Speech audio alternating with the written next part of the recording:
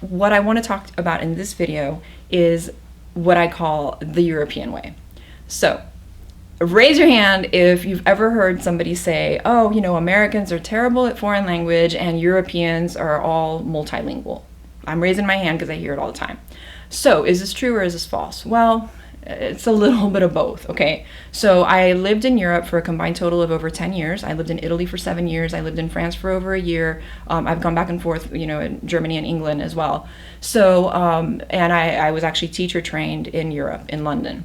So what I can say is that it's not necessarily true that, all Europeans are polyglots and that all Americans are monolingual. What is true is that there is a subculture of language learning among adults in Europe that does not have an equivalent in the United States.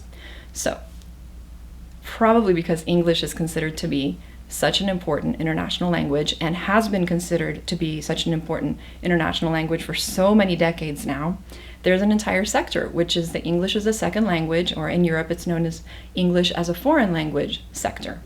And what a lot of people in other countries in Europe and Latin America, but we're talking about Europe now, what a lot of people in Europe do is, they reach adulthood and they're like, wow, I need to learn English, because if I don't speak English, I'm not going to be able to advance in my career. I won't be able to engage with international customers, not only from English-speaking countries, but from anywhere else in the world. English is a language of business. English is a language, the international lingua franca, if you will.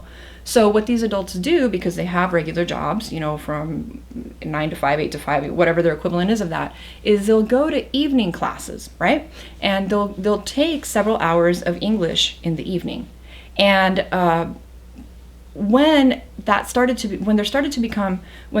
be enough numbers for it to justify a full, English as a second language, English as a foreign language movement or sector back in the 60s and 70s, suddenly, especially the universities, Oxford University, Cambridge University, many other entities over in Europe started creating really top-notch materials so that these adult learners could learn as much English as possible in as streamlined a way as possible in as little amount of time as possible, knowing that these learners had full-time jobs, had limited time, and were going to be coming to do English as an extracurricular, right?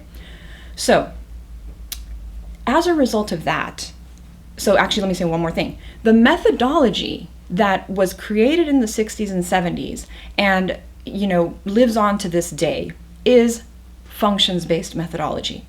The vast majority of the textbooks, whether the teachers themselves have been teacher trained or not, I want to say 95 to 99% of the textbooks that are being used in private schools for adults for learning English in Europe have the functions-based methodology that I am replicating in my Functionally Fluent series.